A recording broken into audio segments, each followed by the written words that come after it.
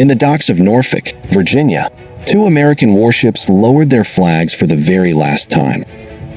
Decades of history, countless battles, and untold stories of the sea came to an end.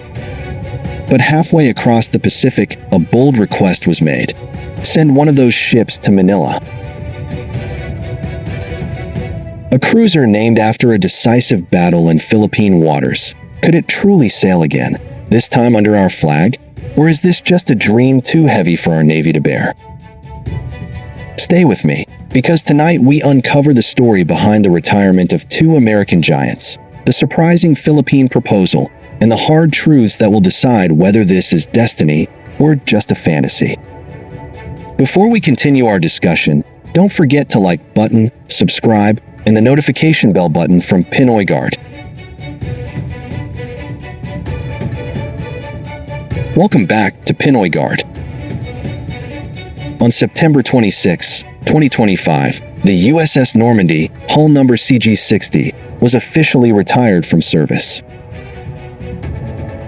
For the U.S. Navy, this was more than just paperwork. It marked the slow phasing out of the entire Ticonderoga cruiser class, once considered the backbone of America's surface fleet. These cruisers were bristling with firepower, 122 vertical launch system cells, capable of unleashing Tomahawk cruise missiles, standard air defense missiles, and even anti-submarine rockets. They carried the formidable AEGIS combat system and were built to escort aircraft carrier strike groups. For over 30 years, Normandy did just that, fighting in the Gulf War, supporting operations in the Middle East, and patrolling contested waters worldwide. But now, because of budget cuts, high maintenance costs, and the U.S. Navy's shift toward newer destroyers and frigates, the ship has been retired. To put it simply, Normandy still has teeth, but the U.S. Navy can no longer afford to feed her. Here's where things get interesting. Several members of the U.S. Congress have questioned why such powerful ships should be scrapped or mothballed when allies desperately need naval firepower. In committee hearings, lawmakers argued that cruisers like Normandy could still serve effectively with partners such as the Philippines, Vietnam, or even smaller NATO members.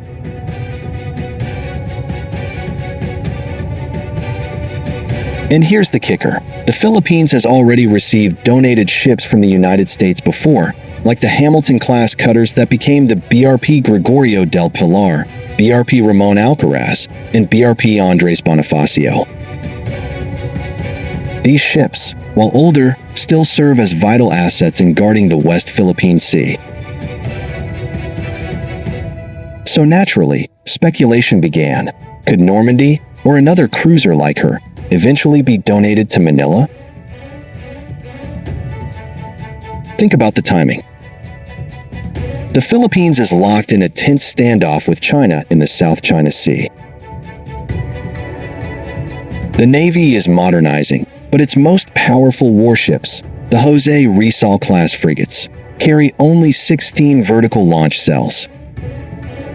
Compare that to Normandy's 122. The thought of instantly boosting the Philippine Navy's firepower by more than 7 times is jaw-dropping. Imagine Normandy, repainted with the Philippine tricolor, sailing alongside BRP Jose Rizal and BRP Antonio Luna, bristling with missiles. It would send shockwaves across the region. For a country often described as punching below its weight in maritime power, acquiring a Ticonderoga would be like suddenly moving up several weight classes overnight. But here's where we need to slow down. Because while the dream is tempting, the reality is brutal. Operating a cruiser like Normandy costs hundreds of millions of dollars annually. Fuel, spare parts, trained crew, advanced radar systems. This is a ship designed for a superpower, not for a developing navy still struggling to expand its fleet. The Philippine Navy already faces challenges maintaining its ex-Hamilton cutters, which are far smaller and simpler than a cruiser. If Manila had difficulties sustaining those ships, imagine the logistical mountain of running a vessel as advanced and manpower-intensive as Normandy. It's not just about receiving the ship, it's about sustaining it for decades. Without guaranteed U.S. support, the cruiser could end up as a floating liability rather than a strategic asset. Still, the idea shouldn't be dismissed entirely. If Washington really wanted to strengthen Manila, the donation could be paired with a support package, training, maintenance, and even funding assistance. In that case, Normandy could become a symbol of U.S. Philippine unity in the face of China's aggression.